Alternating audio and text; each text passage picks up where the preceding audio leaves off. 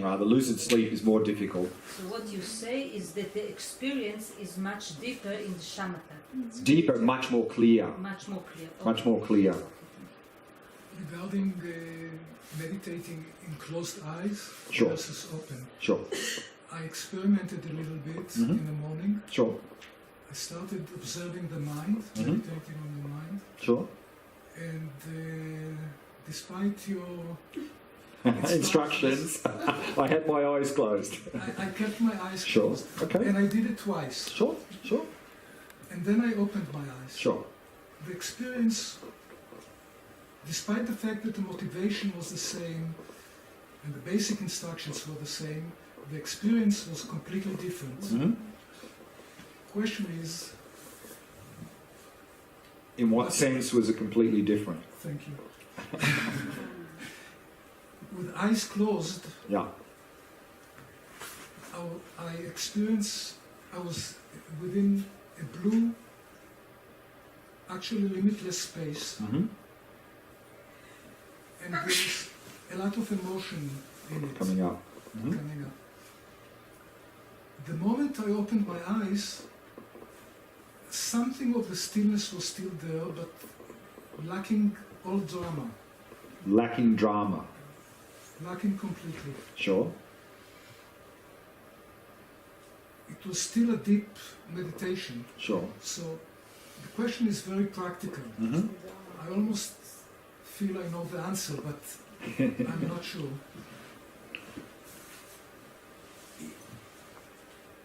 Is there a right way of doing it? Does the fact that the experience is so different, is there a better experience on the way? I mean, So the question is, should we meditate this practice of observing the mind? Should we do it with eyes open or eyes closed?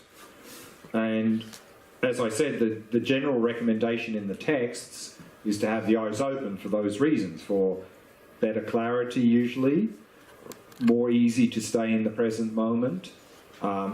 It also starts to break down the false sense of duality, which will be good then for the Vipassana practice afterwards.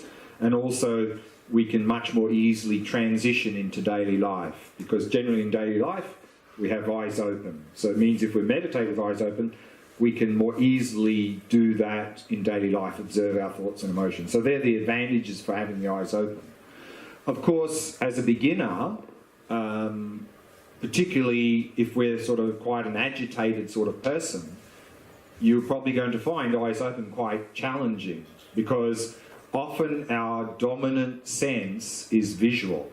So if with the eyes open and an agitated state of mind, quite challenging. So you may actually find, as a beginner, if we're that sort of person, eyes closed works better. So you can try that. But what I would recommend as well is to persist with trying with eyes open, with better conditions at home, with nothing to so forth, and then just see your experiences. And if you really find that work with eyes closed is better, then do that. that's actually the question, because I felt that I'm progressing with eyes open. Sure. It's not that it didn't work. Sure. The question is, should I... You explained. It's only that the experience is so different, despite the fact that... And it is, probably the main reason as a beginner it's so different is that in one of them, the visual gaze is a little bit engaged, and the other one it's shut down. So that's probably why there's the difference. But I think you'll find that the more you get into the practice, you'll find more a convergence, and then you may find actually having the eyes closed is a little bit limiting in terms of clarity and so forth.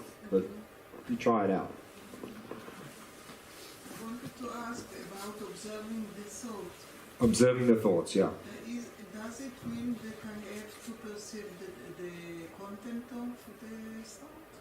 So the question is, when I'm observing thoughts, do I have to observe the content of the thoughts? again, at the beginning stages, the main goal or the main emphasis, well, on the basis of relaxation, so that's the main emphasis first. Then the main emphasis on the basis of relaxation is not to get distracted.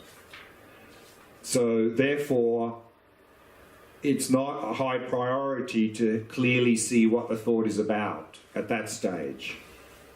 The main challenge is not to get hijacked, kidnapped.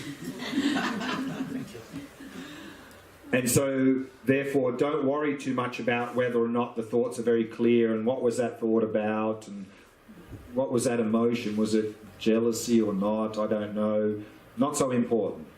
Whatever's there, if it's hazy, blurry, doesn't matter. The first step is to not get caught up in it.